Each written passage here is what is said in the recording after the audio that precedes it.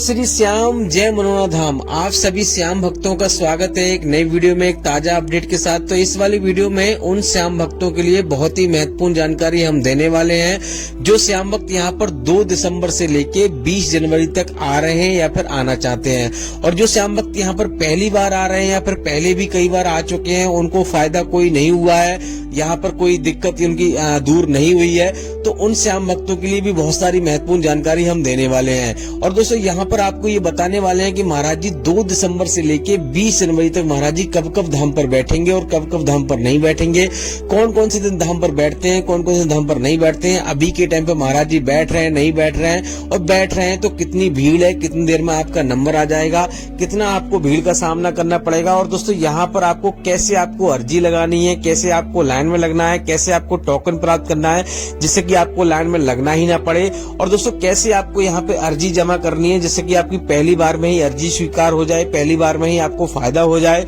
और दोस्तों कहाँ पे आपको फ्री में ठहरना है, कहाँ पे आपको पैसा देके ठहरना है। अगर आप फ्री में ठहरोगे तो आपको फायदा होगा नहीं होगा, यानी कि यहाँ पे कोई दिक्कत तो नहीं आएगी, क्योंकि दोस्तों यहाँ पर अलग अलग राज्यों से अलग अलग शहरों से लोग दूर दूर से यहाँ पे आते हैं। बहुत सारे भैयों के पास पैसा होता है, बहुत सारे भैयों के पास पैसा नहीं होता है, क्योंकि दोस्तों धर्मशाला में काफी पैसा खर्च होता है, होटल वगैरह आप लेते हो तो उसमें काफी पैसा खर्च हो जाता है। तो फ्री में रुकने के लिए रुकोगे और यहाँ पर एक व्यक्ति का कितना खर्चा आ जाएगा। और दोस्तों यहाँ पर आपको कैसे दोस्तों यहाँ पर मान लो कैसे आपको यहाँ पे लाइन में लगना है जिससे कि आपको भीड़ का सामना ना करना पड़े, कैसे आपको टोकन प्राप्त करना है जिससे कि आपको भीड़ लाइन में लगना ही ना पड़े, और कितनी देर में नंबर यहाँ पर आ जाता है, और अभी के टाइम पर अगर भीड़ ज्यादा होगी तो कितनी देर में नंबर आ जाएगा।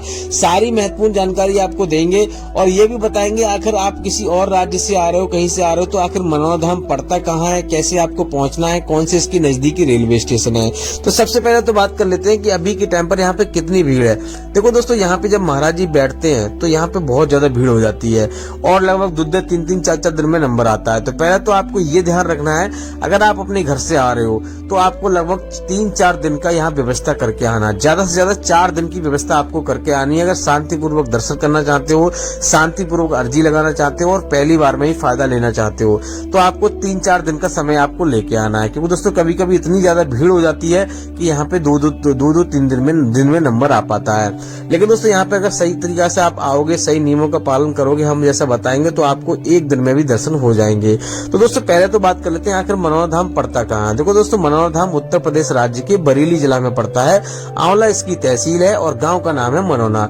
तो सबसे पहले आपको बरेली आना होता है। बरेली एक बहुत बड़ा जिला है और मंडल भी है और बहुत बड़ी स्टेशन है। हर राज्य से, हर शहर से, हर जगह से आपको ट्रेन मिल जाएगी, जहां से ट्रेन आ रही है हर जगह से आपको ट्रेन मिल जाएगी, इतनी बड़ी स्टेशन है। तो सबसे पहले आपको बरेली आना है। अगर कहीं से भी आ रहे हो, अपनी गाड़ी से आ रहे हो, किसी से आ रहे हो, तब भी आपको बरेली आना है। बरेली से सीधा आपको आना है आंवला। आंवला के लिए लोकल ट्रेन चलती है जिसका किराया 20 रुपए का है बरेली से आंवला के लिए। तो आप ट्रेन से आना चाहते हो तो ट्रेन से भी आ सकते हो, लेकिन दिक्कत यह है कि आपको सही समय पर अगर आप यहाँ पे पहुंच जाओगे, सुबह में अगर आप यहाँ पे पहुंच जाते हो तो आपको 1 दिन में दर्शन होने के चांस ज्यादा रहते हैं। तो आप रोडवेज से भी आ सकते हो, ऑटो रिक्शा से भी आ सकते हो, अपनी प्राइवेट गाड़ी करके, मान लो वैन वगैरह, कार वगैरह करके भी आ सकते हो, और सुबह में यहाँ पे पहुंचना है। अगर आप मान लो सुबह में नहीं पहुंच पाते हो, आपकी ट्रेन लेट है या गाड़ी लेट है, तो आप किसी भी टाइम आइए, कोई दिक्कत वाली बात नहीं है, उसका भी सॉल्यूशन आपको बताएंगे। फिलहाल तो बात करते हैं यहाँ पर आपको सबसे पहले आपको बरेली आना, बरेली से आंवला आना, आंवला से सीधा आपको मनोना धाम आना है। आपको ऑटो, ई रिक्शा वगैरह सब कुछ आंवला से आपको मिल जाएंगे। जैसे ही आप यहाँ पे पहुंचोगे, अगर आप सुबह में पहुंचते हो तो आपका मरीज अगर सक्षम है स्नान करने में, तो आप यहाँ पे जगह जगह स्नान घर बने हुए हैं, नहाने की व्यवस्था बनी हुई है, वहां पर स्नान कराकर आपको सबसे पहले श्याम जल की बोतल खरीदवानी है, प्रसाद वगैरह खरीदवाना है। अगर सक्षम नहीं है मरीज तो किसी स्वस्थ व्यक्ति को स्नान कराइए। अगर वो भी स्नान नहीं करना चाहता तो हाथ मुंह धोकर आप सीधे यहाँ पे श्याम जल की आपको बोतल खरीद लेनी है। छोटे वाले मंदिर के जस्ट बगल में ही आपको श्याम जल की बोतल की दुकान आपको मिल जाएगी, वहां से आपको खरीद लेना है। 20 रुपए में आपको श्याम जल की बोतल मिलेगी।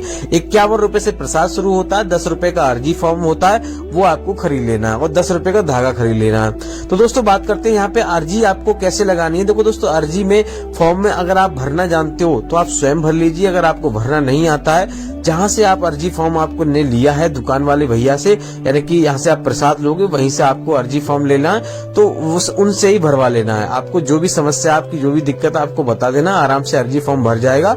1 रुपए उसमें रखा हुआ होता है, 60 रुपए उसमें ऊपर से रखने होते हैं। इस प्रकार से आपको अर्जी फॉर्म में पैसे रखने होते हैं, ज्यादा कुछ आपको करना नहीं होता है।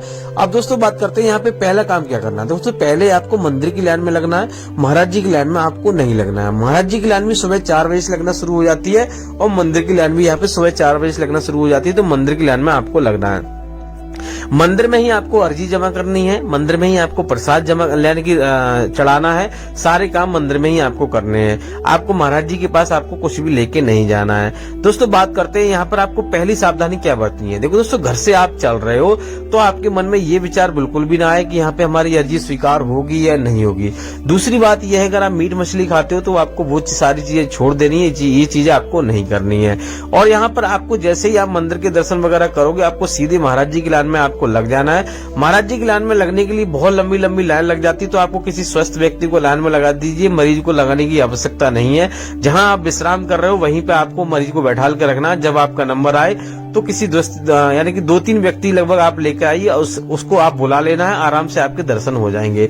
यहाँ पे टोकन लेना चाहते हो तो दोस्तों टोकन की व्यवस्था भी है, लेकिन टोकन उन्हीं लोगों को मिलता है जो ज्यादा गंभीर होते हैं। पहले थोड़ी बहुत लिखा पढ़त होती है, उसके बाद आपको टोकन दिया जाता है। तो यहाँ पे जहाँ सोलर प्लांट लगा हुआ है, जहाँ से आप मान लो धर्मशाला का टिकट बुक करोगे, वहीं से आपको यानी कमरे वगैरह का टिकट बुक करोगे, वहीं से आपको टोकन की व्यवस्था भी आपको हो जाएगी, टोकन भी आपको मिल जाएगा। यहाँ पे पैसा किसी बात का नहीं लिया जाता, सिर्फ यहाँ पे रुकने खाने पीने का जो भी प्रसाद वगैरह का खर्चा होता है वही होता है। एक व्यक्ति का लगभग 500 रुपए का खर्चा आ जाता है अगर यहाँ पे धर्मशाला में नहीं रुकता है। धर्मशाला में आप रुकना चाहते हो तो यहाँ पे 1000 से लेकर 3000 रुपए का आपको कमरा मिलेगा, जिस प्रकार का आप कमरा लेना चाहते हो। फ्री में रुकने के लिए यहाँ पे मैंने आपको बताया जगह जगह यहाँ पे टेंट बने हुए, छप्पर पड़े हुए हैं, और जहां से आप प्रसाद लोगे वहां पर भी आपको फ्री में रुकने के लिए व्यवस्था हो जाएगी, आराम से वहां रुक सकते हो। लेकिन दोस्तों अभी सर्दियों का समय चल रहा है, बच्चे बुजुर्गों को आप लेके आ रहे हो तो गर्म कपड़े आपको लेके आना है, कंबल वगैरह आपको लेके आना है। इस प्रकार से यहाँ पे आप फ्री में भी आप रुक सकते हो।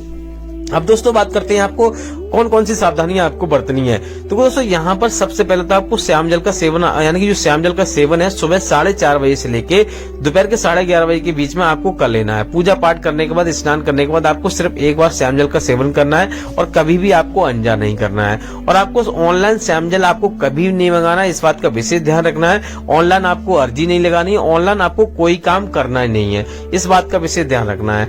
अब दोस्तों बात करते हैं यहाँ पे महाराज जी कौन कौन सी बीमारियां देखते हैं, कौन कौन सी बीमारियां नहीं देखते हैं। देखो दोस्तों महाराज जी यहाँ पर, क्योंकि दोस्तों काफी दूर से लोग आते हैं और यहाँ पर आके मान लो महाराज जी आपको मना कर दे कि ये हमारी बीमारी है, आपकी बीमारी नहीं देखी जाएगी, ये हमारी बीमारी है मैं नहीं देखता हूँ, तो आपको दिक्कत होगी। पहले ही आपको मैं बता देता हूँ कि क्या क्या यहाँ पे आपको कौन कौन सी बीमारी देखी जाती है। तो दोस्तों महाराज जी यहाँ पे कोई इलाज नहीं करते, पहले तो आप यानी कि कोई डॉक्टरी इलाज नहीं करते, ये बात आप जान लो। यहाँ पे सारे काम होते हैं खाटू श्याम महाराज की कृपा से होते हैं। वो स्वयं महाराज जी कहते हैं कि मेरे जरिए कुछ नहीं होता, मेरे हाथ में कुछ नहीं है, खाटू श्याम महाराज के हाथ में है सब कुछ, मेरे जरिए मैं तो आधार बना हुआ हूँ। तो महाराज जी श्याम जल पिलाते हैं और झाड़ा लगाते हैं, बस यही काम करते हैं, कोई दवाई वगैरह आपको नहीं देते हैं। तो यहाँ पर हर एक प्रकार की बीमारी देखी जाती है, चाहे किसी भी प्रकार की समस्या हो, किसी भी प्रकार की बीमारी हो, बड़ी से बड़ी बीमारी यहाँ पे दूर हो जाती है। क्योंकि दोस्तों यहाँ पर आप समझ सकते हो कि यहाँ पे 10-10 लाख रुपए की लोग गाड़ियां यहाँ पे दान में दे के चले जाते हैं, यूं ही थोड़ा चले जाते हैं। और यहाँ पे पहले कोई भी मान्यता नहीं थी, लेकिन दोस्तों 4-5 साल में इतनी ज्यादा मान्यता हो गई है, इतना बड़ा मंदिर बन गया है, इतने ज्यादा यहाँ पे लोग आते हैं, 4-5 हजार किलोमीटर से दूर से लोग आते हैं और यहाँ पे लोगों को फायदा होता है। तो यहाँ पे आपको ये नहीं सोचना चाहिए कि यहाँ पे फायदा नहीं होगा। दूसरी बात यह है कि आपको पहली बात मैंने बता दी, आपको मीट मछली नहीं खानी है, ऑनलाइन श्याम जल आपको नहीं मंगाना है। ट्रेन में आप श्याम जल लेके जा रहे हो तो आपको पैरों के तले नहीं रखना है, ऐसी जगह कहीं नहीं रखना है जहाँ पे खंडित हो जाए। दूसरी बात यह है कि यहाँ पे लाइन में लगने के लिए आपको यहाँ पर किसी स्वस्थ व्यक्ति को ही लाइन में लगाइए, मरीज को लाइन में ना लगाओ, क्योंकि दोस्तों वो परेशान हो जाएगा। और दोस्तों बात करते हैं, काफी भैया कहते हैं कि भैया हम पहले भी यहाँ पे आ चुके हैं, सारे नियमों का पालन किया, हमारी अर्जी स्वीकार नहीं हुई। तो हम आपको बता दें उन लोगों की अर्जी स्वीकार नहीं होती है जो लोग यहाँ पे जिन लोगों के साथ पुण्य नहीं होते हैं। जाने अनजाने में हर कोई पाप कर बैठता है, मैं भी पाप कर बैठता हूँ, उसी के कारण हमें ये दुख भोगने पड़ते हैं। तो आपको थोड़ा सा इंतजार करना चाहिए, देर है अंधेर नहीं है। एक बार में नहीं हो रहा, 2 बार में नहीं होगा, 3 बार में होगा। आप खाटू श्याम महाराज से विनती करोगे, अर्जी लगाओगे, आपकी मनोकामना जरूर पूरी हो जाएगी। अब दोस्तों दोस्तों बात करते हैं महाराज जी कौन से दिन धाम पर बैठते हैं, कौन से धाम पर नहीं बैठते हैं।